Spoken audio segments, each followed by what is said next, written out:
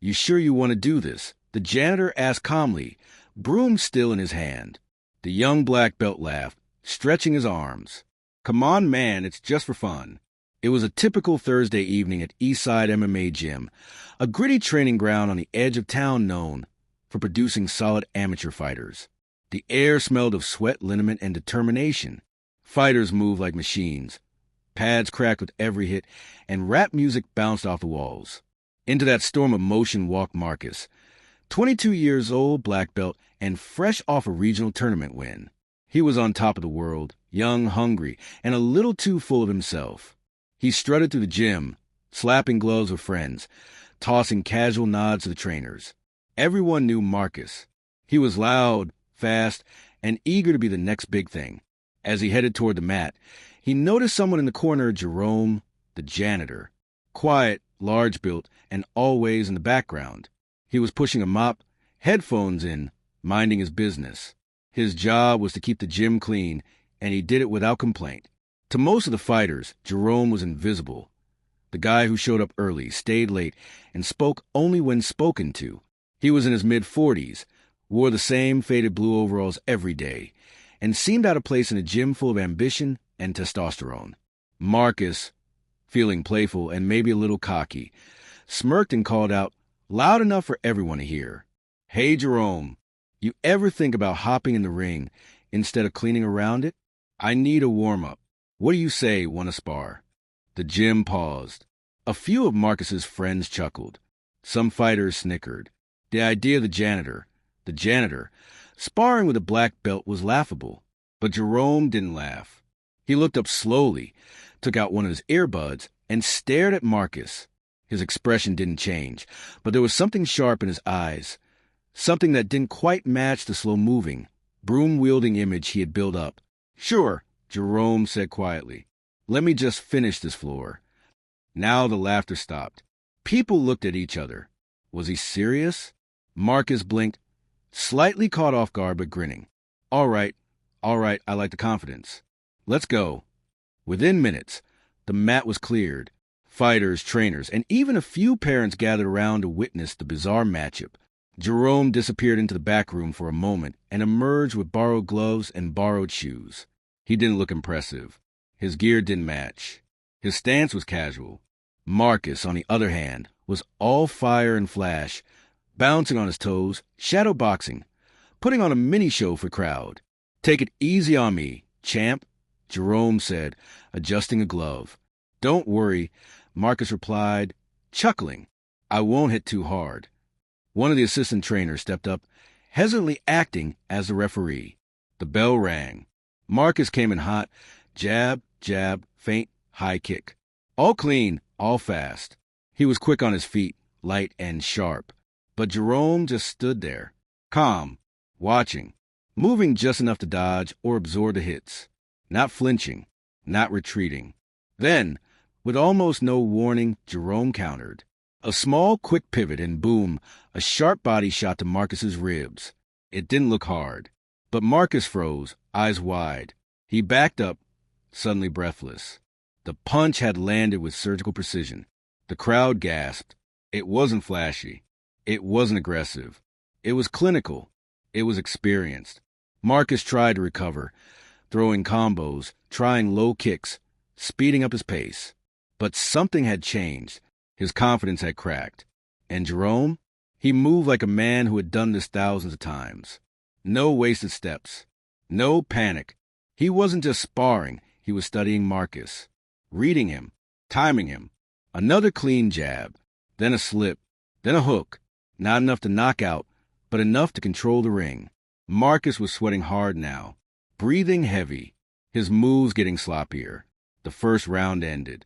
Marcus stumbled back to his corner, more confused than anything. His friends were silent. The gym was frozen in disbelief. Someone whispered, "Who is this guy?" Word spread fast through the gym. Fighters stopped hitting pads. The rhythm of skipping ropes slowed. Even the distant hum of the vending machine seemed quieter. Everyone's attention shifted to the center mat, where something unusual, something unthinkable was about to happen. Marcus, still riding the high of his recent tournament win, tossed Jerome a pair of spare gloves, still grinning. "Don't worry, I'll go easy on you." There were scattered laughs from the younger fighters. To them, this was a joke, a warm-up round, just another chance for Marcus to flex his skill. But Jerome didn't say a word. With quiet composure, he set his mop aside and pulled off his janitor's shirt, folding it neatly. Beneath the faded overalls was a man far more built than anyone expected. Broad shoulders, thick arms, a chest that told stories of heavy lifting, not just weights but pressure. His skin was weathered, his hands rough and knuckled, the kind of hands that had clearly been in fights long before they ever held a mop. That's when Coach Ramirez, who had been organizing mitt drills in the corner, caught a glimpse. He stopped mid-sentence.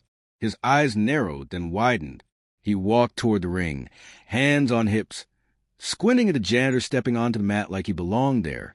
"Wait a second," Ramirez muttered. "Is that Jerome Hill? From the old circuit?" His voice wasn't loud, but just loud enough to trigger a ripple. An older assistant coach, Tony, looked up from wrapping a student's hands and turned slowly toward the ring. His eyes widened. "You mean Iron Hand, Jerome?" He whispered. "No way." That guy was a legend in the underground boxing scene back in the 90s. Fought bare knuckle in Louisiana, Atlantic City, even overseas. Broke jaws for breakfast. Now, the energy in the gym shifted. Laughter gave way to confusion. Smirks faded into curiosity. People were murmuring, checking their phones, Googling. Jerome Hill Underground Boxing. A few hits popped up, grainy footage, old forum posts, interviews long forgotten. A black and white photo showed a young Jerome, shirtless, fists raised, eyes fierce. The caption, "Iron Hands Hill wins 60-second fight, remains undefeated in underground circuit." Some of the younger fighters looked up from their screens in disbelief. Wait, this guy's a real fighter? But Marcus had no idea. He was still bouncing on his toes, shadowboxing, playing to crowd. The way he saw it, Jerome was still the janitor, still the guy who cleaned the locker room and swept under the benches. "You all acting like he's Ollie or something?" Marcus laughed. "Relax. I got this." But even his voice carried a nervous edge now. There was a tension building, an unfamiliar pressure. Jerome didn't boast, didn't blink. He rolled his neck slowly, tested his footwork like he'd done it 1,000,000 times. Because he had. Coach Ramirez stepped closer to the mat. "Jerome, it's really you?" he asked quietly. Jerome finally looked up and nodded, his voice as calm as ever. "That was a long time ago, Coach." Ramirez raised a brow. "Why didn't you ever say anything?" Jerome shrugged. Didn't see the point. "I'm not that guy anymore. I just clean." There was a pause, not of awkwardness, but of respect. Ramirez turned to Marcus, his tone more serious now. "You sure about this kid?" Marcus nodded quickly. Yeah, I'm good. It's just a little spar." Like I said, for fun. A few trainers exchanged looks. They weren't so sure anymore. But the match was happening, whether they liked it or not. Jerome climbed into the ring with zero showmanship. No music, no hand-raising, no bravado, just a quiet readiness. And that was what made it intimidating. This wasn't a man trying to prove anything. It was a man who already had. Some of the younger fighters took a step closer to the mat, phones in hand, ready to film. Jerome put in his mouth guard, checked his gloves, and gave a respectful nod to Marcus. Marcus returned it, but now his smile was tighter, more cautious. He was starting to feel something he hadn't felt in a while. Doubt. The mat was set. The tension was thick. It wasn't just a sparring session anymore. It was about to be a lesson.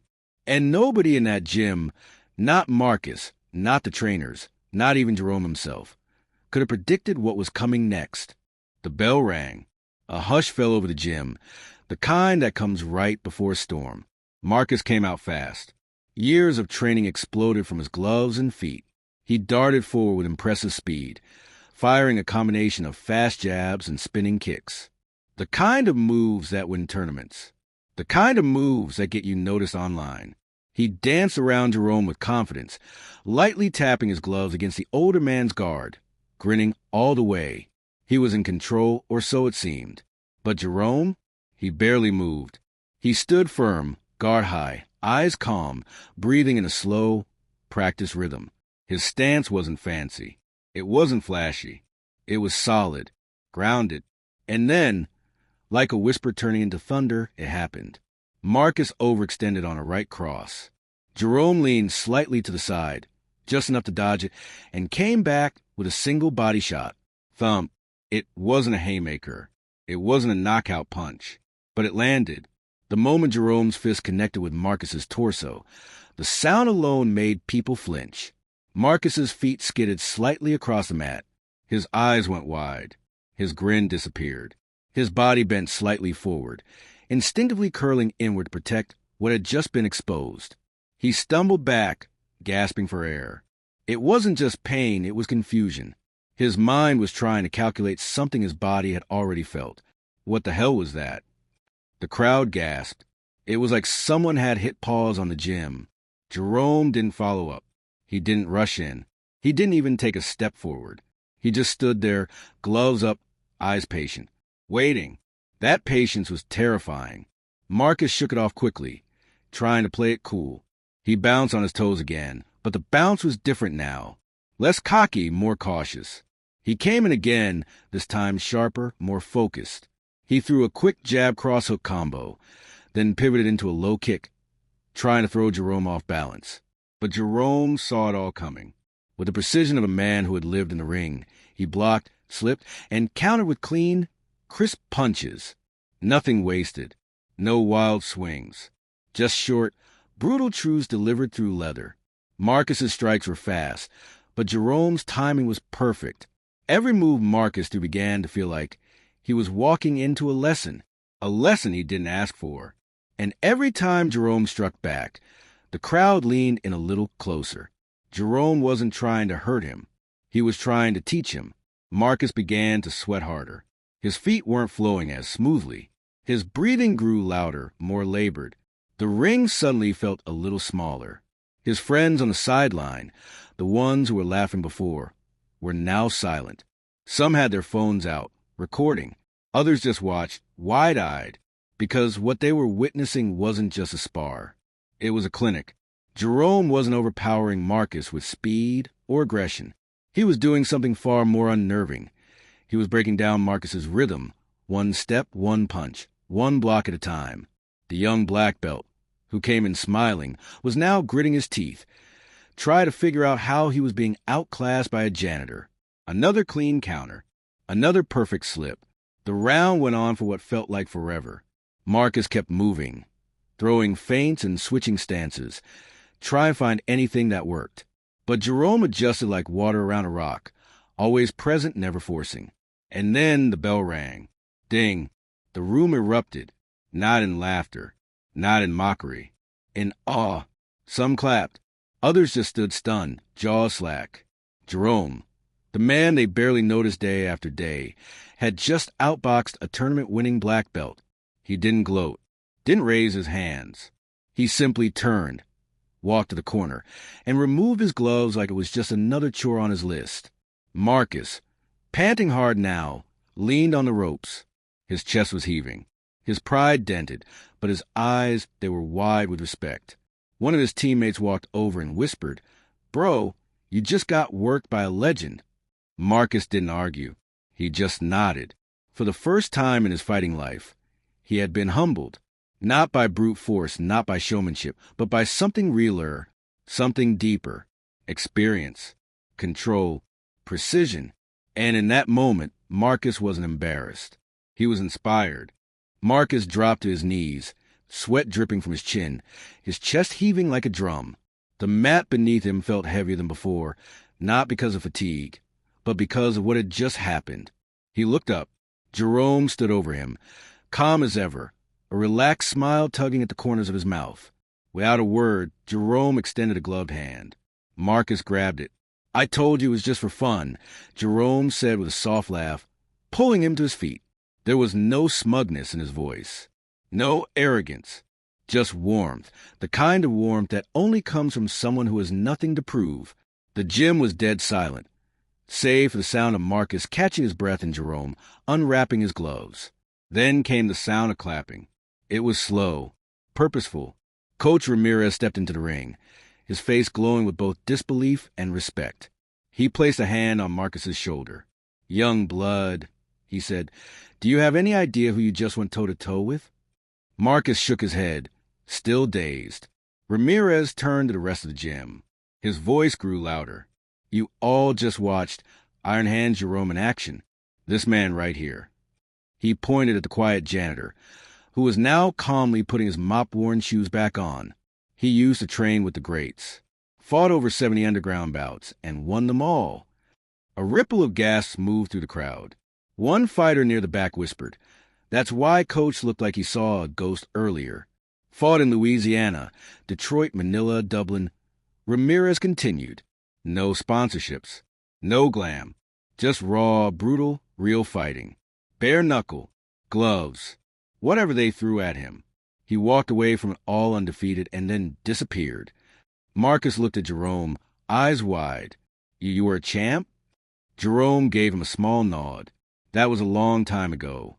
Now everyone was staring. Fighters leaned on the ropes.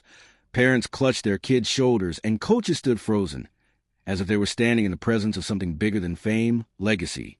"But why didn't you ever say anything?" someone asked from the crowd. Jerome looked up slowly, wiping the sweat from his brow, with a towel someone had handed him. His reply was simple, measured. "Didn't need to," he said. "I came here to work, not relive the past." The room stayed quiet. The weight of his words sank in like a heavy hook to the ribs.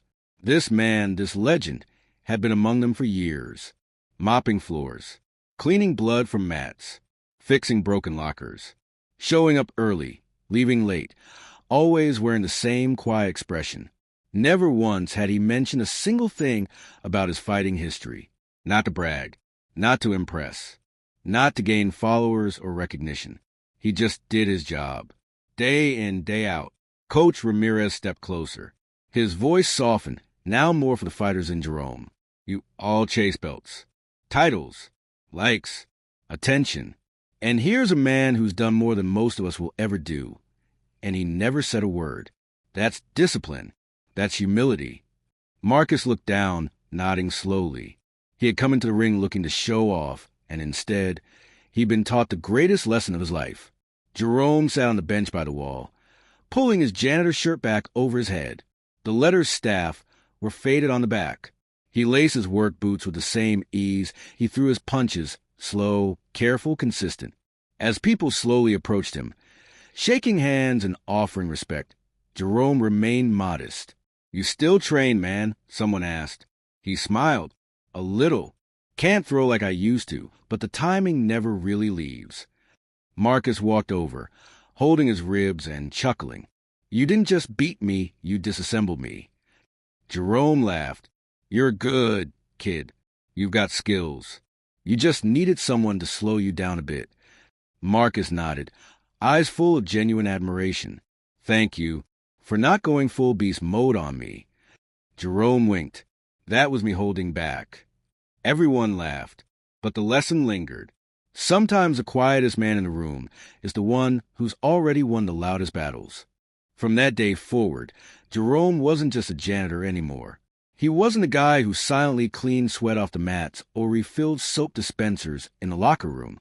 He was something more, something that couldn't be labeled with a title or a job description. He was a quiet warrior, a living legend hidden in plain sight.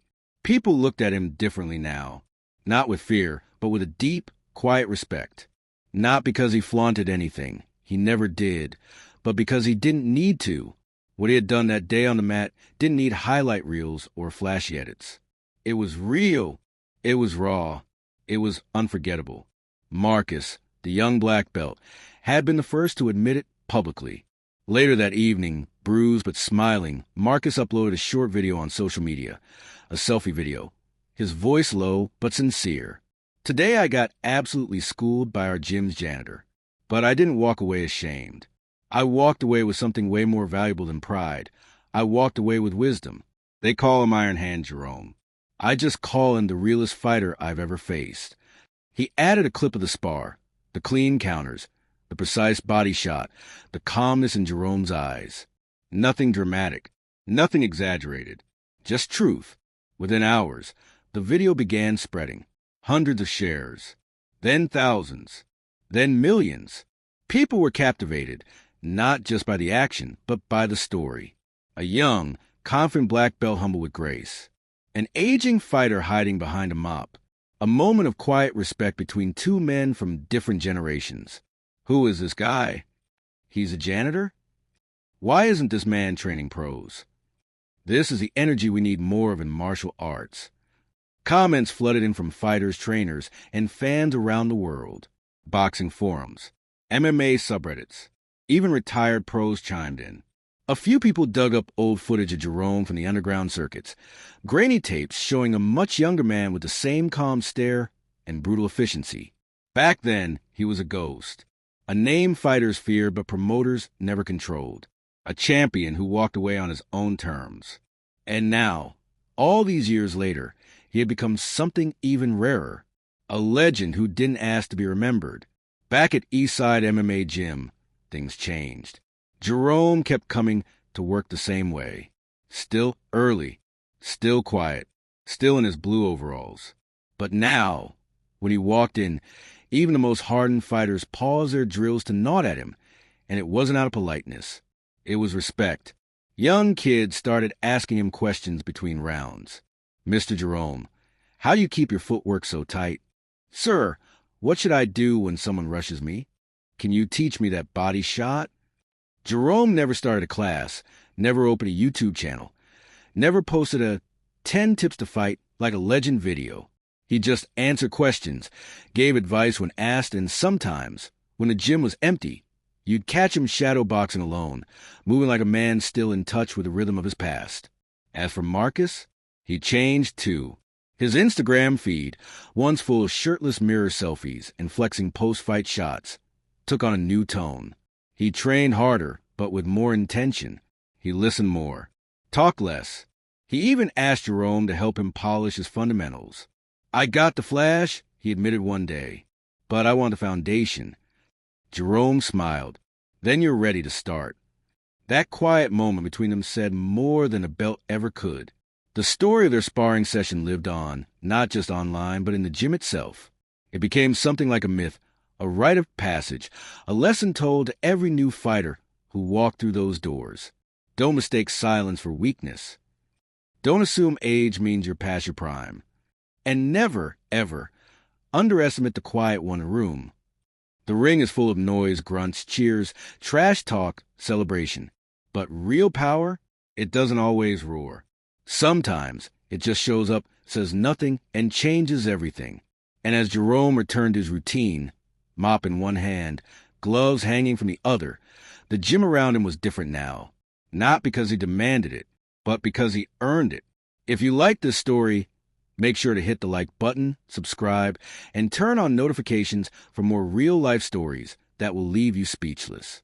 Remember, strength isn't always in the belt. Sometimes it's in the soul.